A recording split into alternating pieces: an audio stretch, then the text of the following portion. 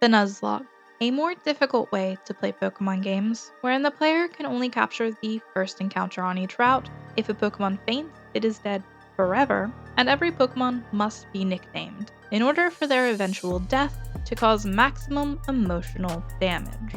Personally, I've only done 2 Nuzlockes in my lifetime, one in Black 2 and one in Sword on normal hardware, both of which I beat without much trouble. So I wanted to up the difficulty a bit by completing a randomized Nuzlocke. There's a particular variant of such a Nuzlocke that is quite popular nowadays, known as the Soul Link, a 2 or more player Nuzlocke in which each person follows the standard rules, but with a catch. Every encounter is tied to the other player's Pokemon, and if either of those Pokemon dies, the other player's does too. Their life ended by a broken heart. There are some optional rules we opted to enable as well, but that's the most important info to be aware of before our adventure begins. In standard Pokemon fashion, we are introduced to the region's professor and name our characters, entering the world to find we are trapped in the back of a moving vehicle. Exiting the vehicle, our mother greets us. Wait, if her mom was in the house, who was driving the truck? She informs us that this is our new town, and we're told to go upstairs where the clock our dad bought us is located. Maybe he was driving the truck. But then why didn't he come inside? Yeah, we'll never know.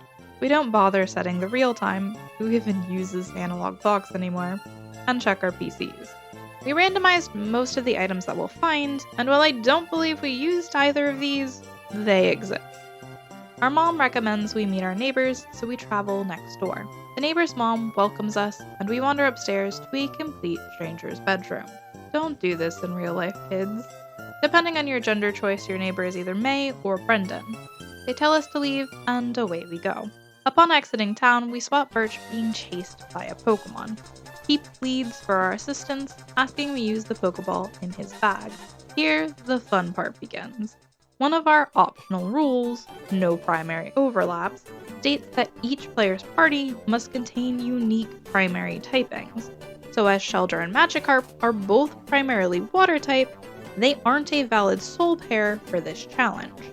My options are honestly not that great, while Deve has the special defensive wall Blissey as a fantastic option.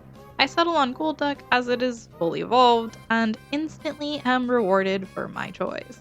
Our first battle down, Birch leads us to his lab, where we are permitted to keep Chance, who gets poisoned the very next fight. Poison does out-of-battle damage in Emerald, and can cause fainting if not healed.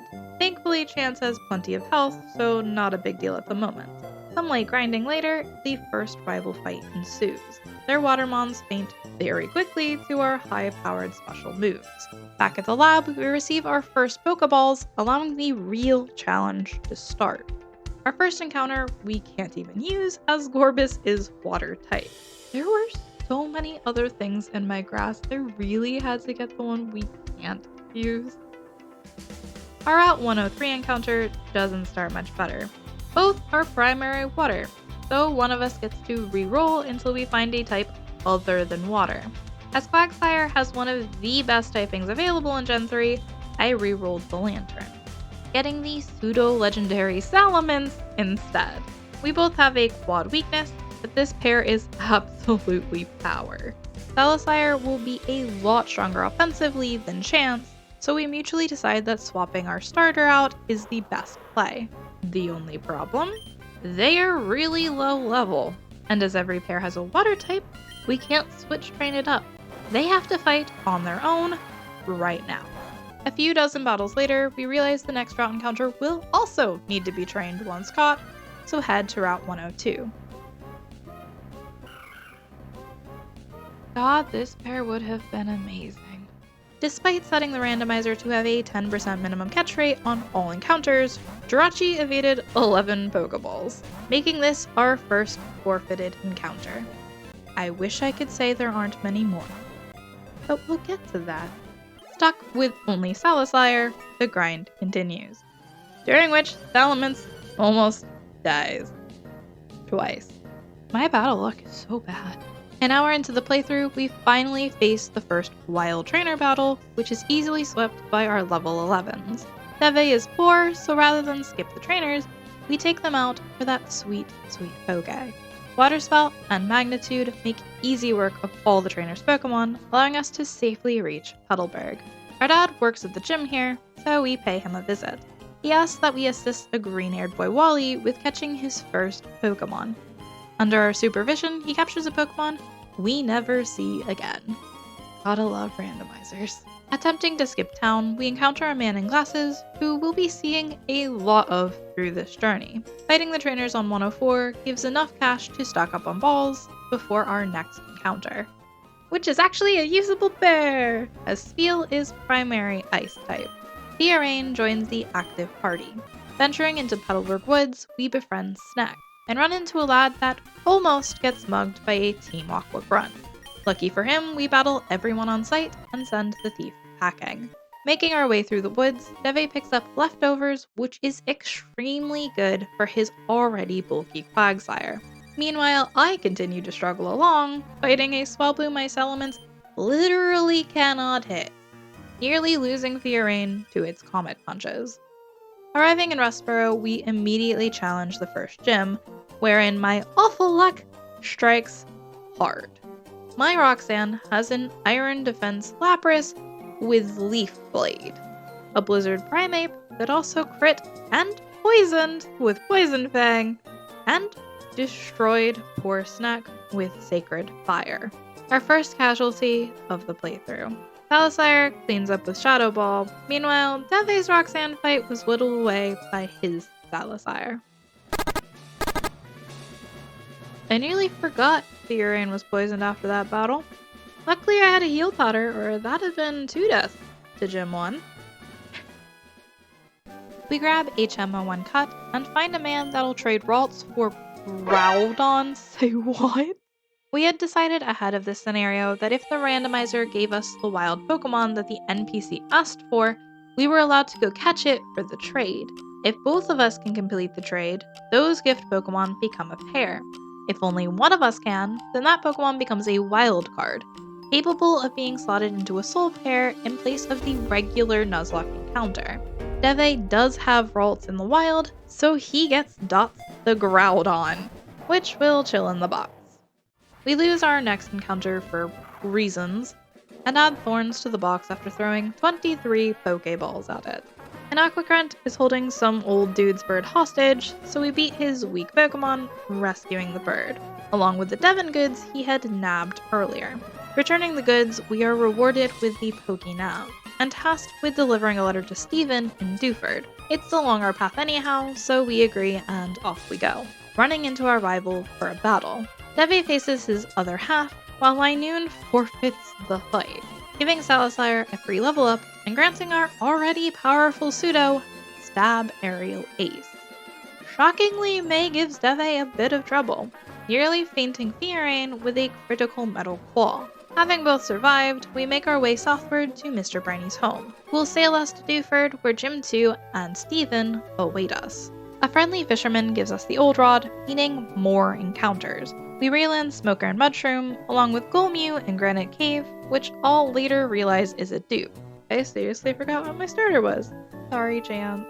This hiker gives us Flash, which we can't use without the second badge, so time to brawl. Deve had a small scare from Lord Helix, but otherwise the gym trainers were easy pickings. Leader Brawly also fell without much fuss. With the ability to see in the darkness, we managed to find Steven, who gives us similar TMs. A quick sprint to Rustboro gets us the EXP share before continuing onwards to Slateport. Which, honest question, why are so many of these kids hidden? It's like the Duber minefield out here. We take a quick shopping break where I do something very dumb, then continue the storyline at the shipyard. Captain's turn is in the museum, where Team Aqua appears to be taking a group tour. Cute. Of course, they attempt to mug him upon us completing our mission, which goes how you'd expect. Scott, Mr. Shades from before, gives us his number for beating up Team Aqua. Heading north, Wormy joins the box. We also register Bridge in our Pokenavs, and proceed to have our second death. Fiarain falls to a random Fisher's Mirror Cove. Re-evaluating the team, I finally notice the dupe and return to Granite Cave to replace Golduck. Darkness is now a pair we can add to our party. We decide to do the first trick house puzzle before heading into another rival fight, in which Deve gets hacked hard, being frozen for 15 consecutive turns. That is absolutely ridiculous. Everyone survives the battle, and we continue to Mauville where Wally wishes to challenge the gym. His uncle thinks he's pushing himself too hard, so Wally asks us to fight him as a pre-gym trial. Not your brightest idea, kiddo. They set off to Verdanturf, whilst Deve and I take a field trip to Slateport Smart for some harbor mail to access gambling. And proceed to crash my game. Don't gamble, kids. Anyways, we opt to follow Wally to Verdanturf, picking up Frostung and exploring the opposite end of Rusturf Tunnel with possibly the best pickup I could have gotten. Deve wanted to drop a couple mons in the daycare to level up as we travel, so Chance and Abyss get to play with the old people while we challenge Mauville Gym. Leader Watson wields both a Rayquaza and a Mewtwo, neither of which are a match for the power of Salasire. The Dynamo badge is ours, allowing the use of Rock Smash outside of battle. Heading north, we decide to take on the Windstrait House, where Deve predicts we'll fight Lugias. It wasn't entirely wrong. We pick up a few new buddies that are not allowed at this time, spotting some suspicious gents in red, who mentions something about a meteorite in Fall Arbor. Guess that's where we'll head next. Oh hey, there's Lugia, and another unusable pair. Awesome. Nothing is actually happening in Fall Arbor, so we continue along the west side of Hoenn, finding even more water types, because of course we would. Eventually reaching Meteor Falls, we throw Rotund in the PC and meet up with Team Magma, who've retrieved the aforementioned meteorite. The Magma Grunt wants to tussle, but is interrupted by a familiar face. Archie thinks we are odd kids, which honestly is fair at this point. He decides he's going to Mount Chimney to stop Magma's plans, exiting towards Fall Arbor. Our team opts to take the scenic route, heading back through Rusturf Tunnel, where a cute couple gives us strength. After a long trek, we ascend Mount Chimney via cable car, stumbling into an all-out Poochyena war zone. Making our way around the volcano's crater brings us to the leader of Team Magma, Maxie. Salasire had a small scare from a magical leaf Delcatty, but otherwise a few Shadow Balls and Water Spouts brought down the big man. Archie thanks us for the help before skedaddling. I'm confident we'll spot him again. We yoink the meteorite and continue back down Mount Chimney on foot, where an elderly woman offers us cookies, which Deve goes crazy over. Complete status healing for $200? It's a bargain, I'll give him that. Dear Dog joins the ever-expanding group of unusual pairings as we make our way to Lava Ridge. We're given mysterious eggs, which take forever to hatch into. Go figure. At the herb shop, Deve discovers his seed is insane.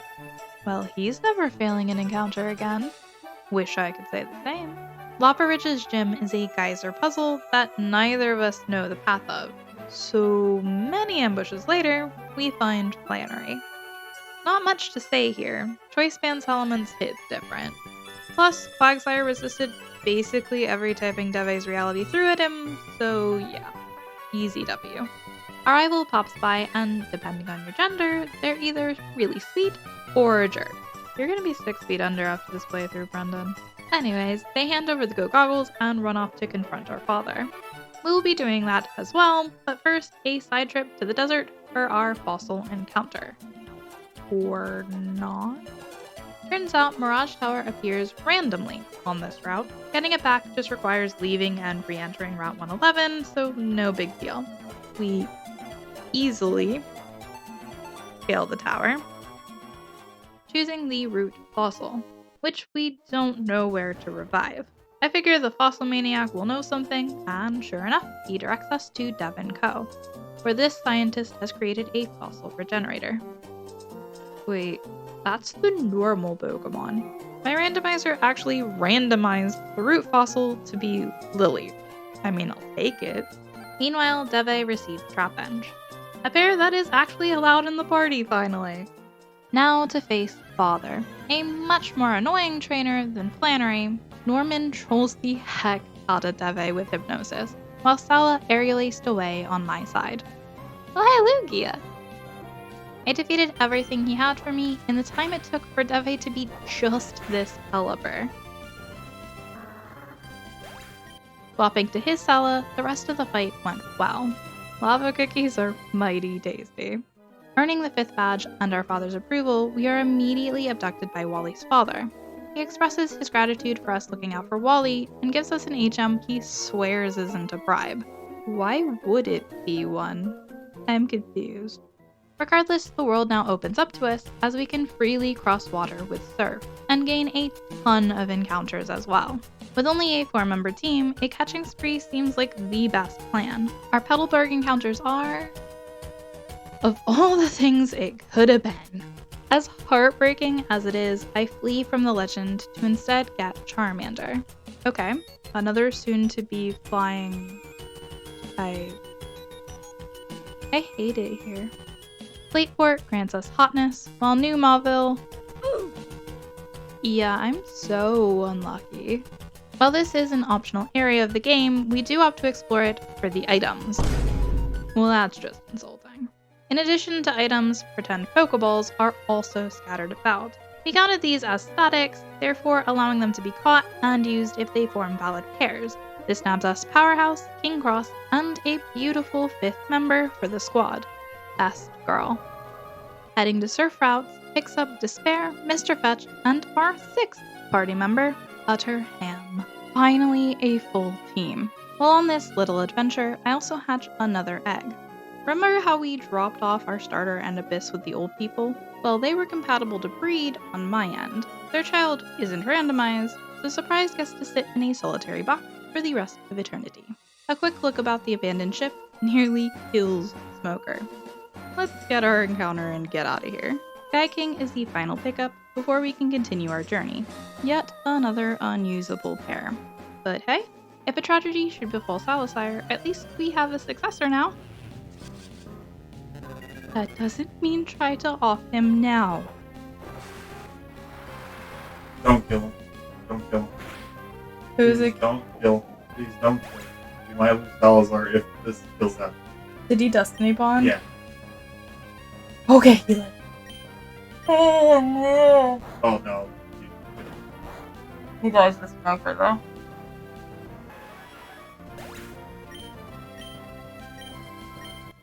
It's fine. Things are fine. Moving on.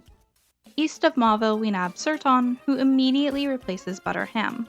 On the opposite shore, we are gifted a good rod and meet up with Steven once again. He asked a philosophical question before wandering off. I think we use what the universe gives us, as disappointing as they may be. Using the acrobike to hippity-hop over these ledges, I find a miracle seed for Lily. There's a massive storm on this route, an omen of what is about to unfold. Rain boosts water-type moves in battle, a fact that seals Smoker's fate. The first major loss for our team at the hands of Rayquaza itself. Our boy is replaced by the exact same type combo, except this time Deve has a more powerful Pokemon. My Lily evolves as Deve patiently awaits me at the entrance to the Weather Institute. Or maybe not so patiently. Kicking Team Aqua out gives us a gift pair, which is somehow 2 of our favorite Pokemon. They live in the PC. Outside, we meet our rivals once more. One swift defeat, and they hand over the Fly HM, advising us to defeat Fortree Gym in order to use it. There's a mysterious entity blocking the path, so first we'll need to venture further along. No pair for this route, we don't talk about why. Spotting Steven on a bridge where more unseen obstacles lurk, he reveals one to us, wishing to see our battling prowess. We didn't exactly fight them, yet he says our style is intriguing. Yes, the Master Ball style, and cower behind a Pokemon while chucking balls style. Riveting. He hands us the Devonscope and flies away. Sun joins the Firegrass Brigade on the way into the Scorched Slab, a small cave with a TM and no encounter table. Although this be a cool spot for a picnic, it's very chill. The remaining Kecleon are identical to Sun, so bye-bye. Time to send Winona's Pokemon to the farm in the sky. It's Deve's turn to evolve Lily while continuing towards Lily Cove. Along the way, I finally capture a legendary Pokemon. Neither of us wish to part with Best Girl, so in the box it goes. We'll worry about that later. For now, we get rejected from the Safari Zone for not owning a Pokéblock case. As messed up as it is, they won't allow us to enter, so off to Lilycove's contest hall for the case. Might as well blend a couple blocks while we're here.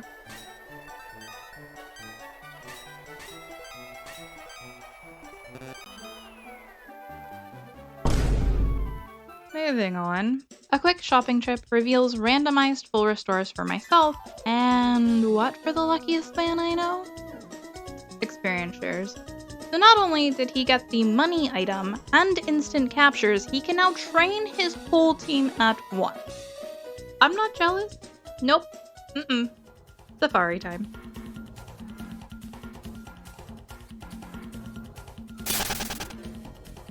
Be honest. Are we surprised? It wasn't usable, but still. Story progress requires following those grunts from earlier, so off to Mount Pyre we go, adding Tea Tree and Hairy Tail to the rank. At Mount Pyre's peak, Archie exclaims that he now has the red orb, whatever that is. His team leaves the mountain, while we are informed that the object he took is part of a pair. The blue orb had been taken previously by Team Magma. We're gifted the Magma emblem, which will be useful later. For now, some experience grinding on Mount Pyre's trainers, during which I capture a Ralts to finally give Doc a partner, while Deve picks up a TM for his favorite move. Backtracking to Mount Chimney, we are able to use the Magma emblem to gain access to a hidden area, where strength puzzles, spin, and a slumbering giant lurk. We witness Groudon's awakening and its immediate departure via super jump. A stunned Maxie blames us for his inability to captivate Groudon, initiating a battle he can't handle. And away he goes to chase down the love of his life. Attempting to escape the hideout doesn't go too well. I can use dig. Why am I walking? Making our way to Lily Cove, we nab our surf encounter and get a tip that Archie is causing trouble in Sleepport. A quick flight over, we spot a crime in progress. I don't know about you, but that seems like an invitation to me. Aqua's hideout is a lot more high-tech than Magma's, with one particularly interesting puzzle whose solution is just like NASCAR. Turn left, go fast, go fast. Knocking out the grunts, we make it to where the submarine is hidden, only for it to take off again. Time to search the whole ocean, I guess. Right side, new routes mean more encounters. By this point, Deve wants to be done with this challenge, which is leading to careless errors, like not realizing Mushu is a dupe, which, to be fair, I didn't notice either until editing. Running from our Moss Deep encounter though, that one's all on him. There is a giant space center on this island, which is under threat of being robbed by Team Magma. Inside, we find a familiar face. He assures us he's watching out, so we can go check out the town. Guess we need another badge to unlock the Theft Arc. Off to Gym 7 then. Nothing really to note about this battle, there weren't any really threatening mons on either team. Making our way back towards the space center reveals a squadron of magma grunts heading over. Sure enough, they held up their threat of stealing the rocket fuel, which feels like a weird thing to want to steal. Why do they want it exactly? Oh my god, you're insane! To stop this crazy plan, Steven enlists our help in a double battle, a battle that was not without serious cost. Maxie realizes the error of his ways, abandoning the heist and departing, much to Steven's relief. He invites us to his home, which we completely ignore as replacing Frost is priority 1. This results in us forgetting his invite. Luckily, we knew we need dive to progress, so Deve looked up where you find it. Sometimes dialogue is important. Taking a small detour to Shoal Cave gets us a couple new friends. There's an elderly gentleman that'll craft you a shell bell if you give him 4 shoal shells and 4 shoal salts.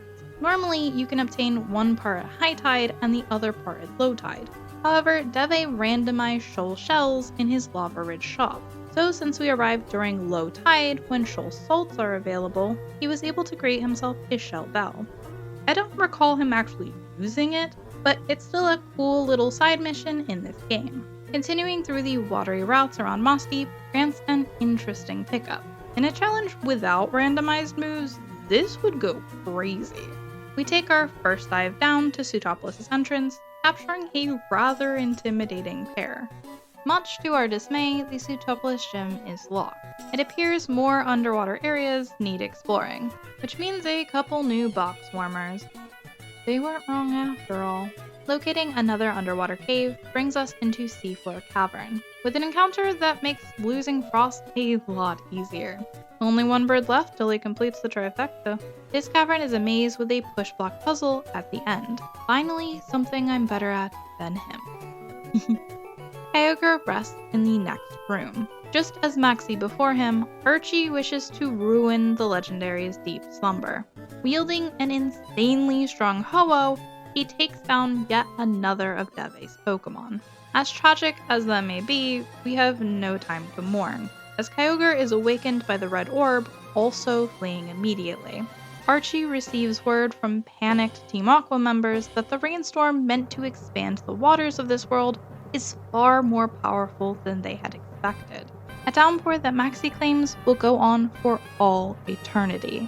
The two leaders realize all too late the consequences of their actions, leaving to attempt to control the raging Pokemon. Ah! Even jump scare. How'd you even... Never mind. Yep, world's gonna drown. Answers in Zootopolis. Alright, we'll meet you there.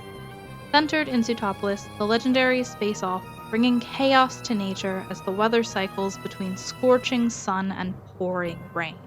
The city's inhabitants stare in awe at their power. Hey, this guy makes a good point. Who's gonna go ask them to just be friends? Nobody? Okay. Having a third of our team below level does not bode well, so it's grinding time, which does not go okay. At all. Not even a little bit. You know, I'm starting to realize the value of hacking in rare candies. Many painful battles later, Deve has a full squad of level 50 Mons, while I'm close enough. So back to Zootopolis for more story. Our presence confirms a desire to get involved, at least according to Steven, who escorts us to the Cave of Origin. Inside, we meet Wallace, the previous leader of Zootopolis Gym. He reveals there was yet a third Pokemon in the past that was capable of making Kyogre and Groudon friendly. Rayquaza. Wallace, we've seen a few of those already. They are anything but friendly. Still, he insists we need to find it to calm the raging titans. Sky Pillar sounds like an important place. Oh, yes, we're geniuses. Hey, where are you going? Take me with you! I feel like we just got cheated somehow. Regardless, it's now our mission to reach Sky Pillar, crossing miles upon miles of waves, until eventually we spot land. And Wallace. Aw, he apologizes. That's nice. Neither of us have the Mach Bike, so if there are broken floors like we've seen before, we won't be able to cross. So we figure the smartest pathing is to pick up our Sky Pillar encounter, unlock Pacificlog's Fly Point, then return with the Mach Bike. Oh, and spend a while fishing. Not part of the plan, but certainly happened. Scaling Sky Pillar was a lot easier than we expected. Turns out we prepped the Mach Bike for nothing. Well, this time at least. The Lord of Team Sky rests at the summit. Disturbed by our presence, Rayquaza flies off into the distance, presumably towards the feuding legends. Just a theory. Returning to Zootopolis, we witness Father Rayquaza scold the naughty Pokemon. One roar ends the catastrophic feud. A bit anticlimactic. No fighting, no big life lesson, just Rayquaza says red light and they slink into the depths of despair. World saved. Moving on.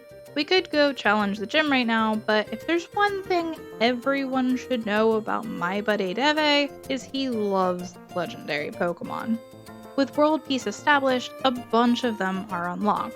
They'll be randomized, of course, but that doesn't make them any less legendary. At Mount Pyre's peak, Maxie and Archie return the orbs to their rightful place, proving they aren't truly evil after all. We never did grab our encounter from the route directly below Mount Pyre. Yeah, that seems right. Deve is convinced the Weather Institute should tell us about Kyogre and Groudon now, but they don't. Spoiler, they won't until post-game.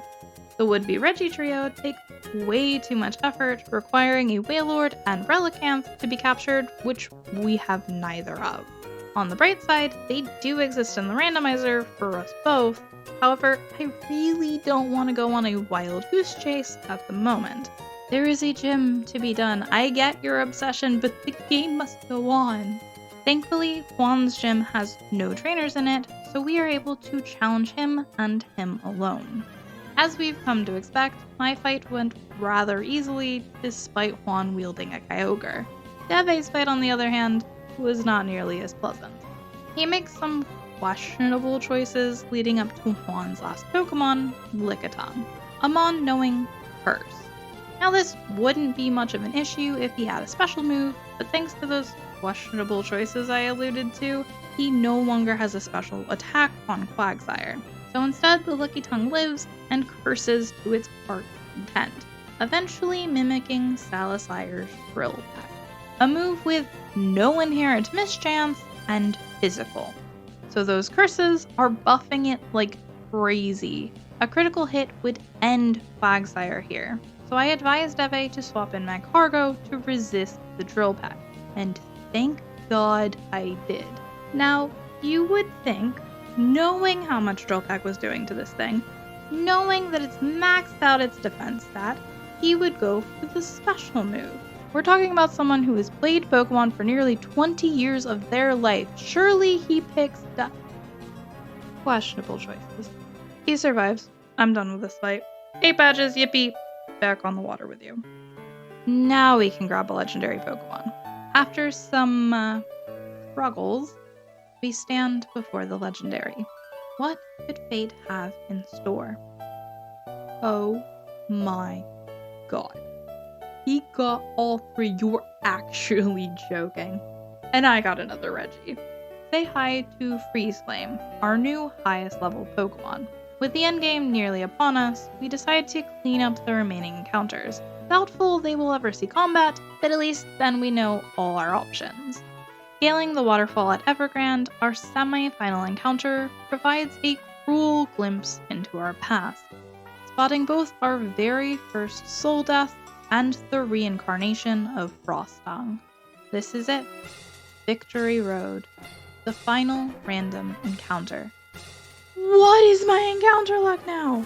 3 legendary birds. Huh? Exciting news out of the way, we now face the maze that is Victory Road. I honestly believe that this is the worst Victory Road ever. I'll elaborate after one minor inconvenience. There, handled. The worst Victory Road. First off, they made this Victory Road dark. Now you can argue, you don't have to have flash to get through here, and sure, it is possible. But I want to draw your attention to this floor. Remember, your vision, flashless, is only one space ahead of and behind yourself. Without vision, you cannot know right away that this section is meant to loop back to the start. Not the biggest deal, you are likely to notice the issue pretty quickly. Taking the split path up then leads to ladder 7 with a dead end item, so back down toward 2, which you could have gotten to quicker simply by going right. The lower floor then appears to be a simple layout. Some of the most evil trolls deal in simple things. I got stuck on this floor for far too long, thanks to several paths that create an infinite loop effect. There are 2 ways to get to ladder 4. A dead end area I visited 4 times than I care to admit. With limited visibility, ladder 3 is impossible to see without being on top of it. So just as I did, you'll find 5 first. Now you may be thinking, but there's a ledge there. You can't reach 5. Wrong. The map lies to you. There is no ledge here preventing access. You can go from 5 to 3, back to 5 again to realize something is wrong, wander off once more to 4, get upset, dig out of the cave, and try again. This time with a map to realize that following the outer walls will only lead you along a circle of suffering in the dark, damp prison of Victory Road. Now, I will admit, this is partly my own doing, not bringing Flash who better see all my options. But I believe some blame belongs to the design error of Emerald. Had those ledges actually been there, as they are in Ruby and Sapphire, this would not be a problem. Escaping the nightmare of Victory Road unscathed, we stand before the Pokemon League. Now, I could do a play-by-play of each battle, but then I'd end up showing you each fight twice. Why? Observe the teams we went into the league with, which on the surface appear fine, until you realize this guy isn't ground. Well, at least not primarily. Meaning this team is not valid under our rule set. Now, neither of us used our level 70 member up to this point, but in the first attempt of the Elite Four, I did use Regice. It wasn't until we were looking at our team the following day that we realized our error. Even though Dove says I'm 100% to blame, he didn't notice either, so we're sharing this one. In order to make things right, we decided the most fair thing to do was go through the league again, sans the legendary, as a 5-team versus the Pokemon League. Whatever happens in the second run through, that is our reality. And by God, did it go so much worse than the first time. Deve and I both decided to begin with our strongest members against Sydney, taking out his mons one by one without too much trouble. BB's team required a tad more effort, with Deve finishing her off with a bulked up Tauros, while I chipped away at her Pokemon with lower damage moves. Glacia is where things begin to fall apart. The battle begins just as the others, with Salasire taking down the first couple of Pokemon. Scizor's Spite forces my Sala off the field into Malice. Meanwhile, Deve continues to take down her fairly easy Pokemon, unfortunately triggering a static paralysis. He also brings out Malice, who handily takes down Stantler, leaving her final Pokemon, a Breloom that counters T-Spell's Sludge Bomb, fainting yet another legendary bird. My battle ends with 2 Aerial Aces, while Deve gets revenge with a quad effective fly. Drake's turn, in a 4v5 battle that instantly goes south.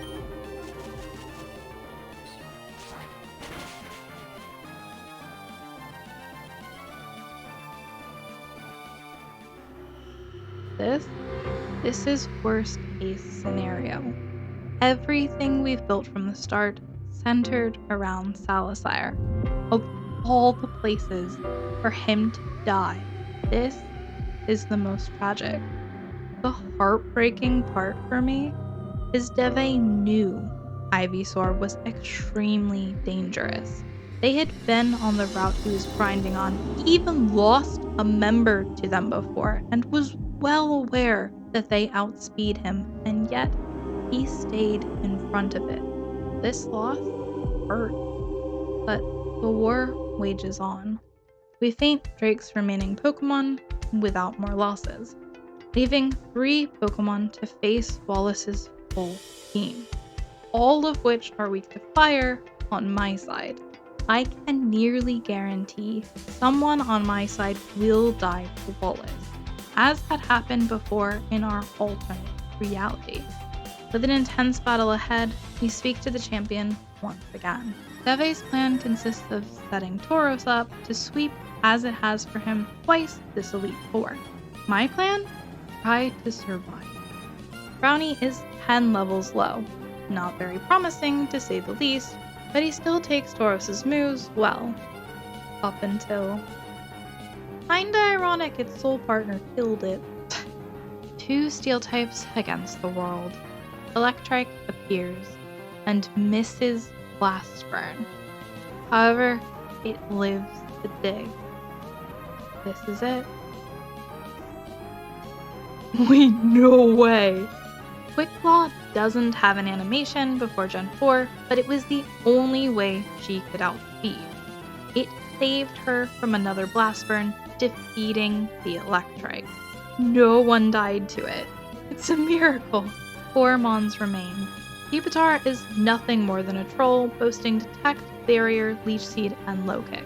This is gonna be a long battle.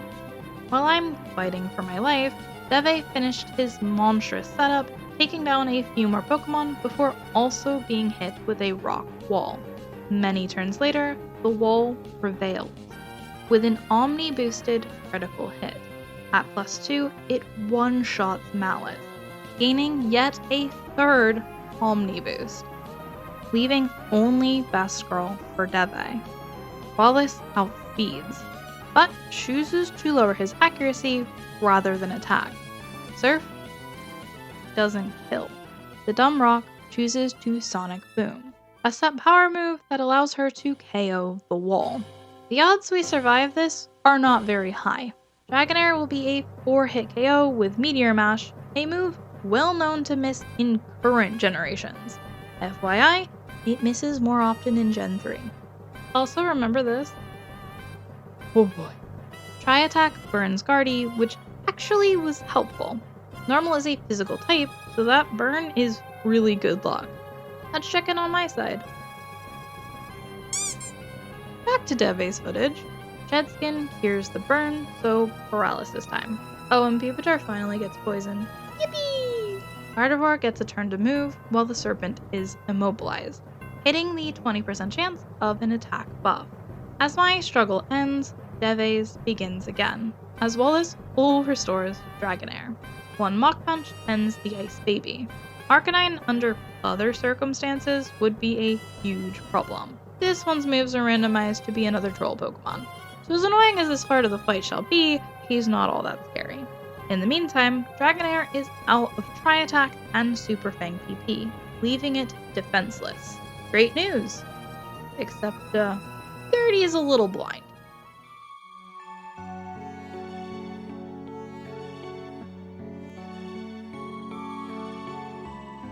Alright. Yeah, that's infuriating. Thankfully, Scratch is a baby move, or this would have ended ages ago. In other news, Strength finally brought down Arcanine, leaving his final Pokemon Magmar. Its Crush Claws are no match for Best Girl Strength. She clutched up for me, but can her sister do the same? There it is. One Pokemon remaining, in a poetic battle of accuracy against none other than Meteor Mash Jirachi. One critical hit from Jirachi, and it's game over.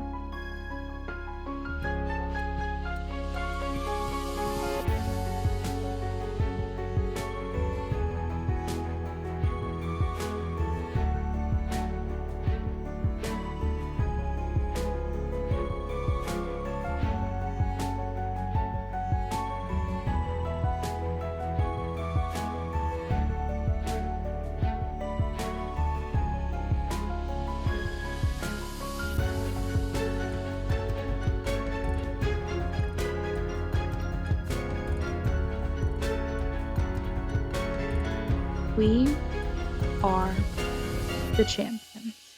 Despite countless struggles and misplays, Best Girl brings us home. The lone survivor in our new reality.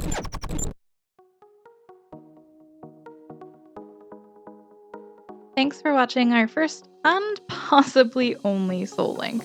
Deve is a wee bit traumatized from this one. I have done and will be doing more challenges in Pokemon, so please consider subscribing if you enjoyed this video. I'd love to reach 1,000 subscribers before 2024 ends. This particular journey actually doesn't stop here. We continue a bit longer in Emerald. My experience with that fiasco is coming soon. Thanks for sticking around, and as always, I hope you have a lovely day.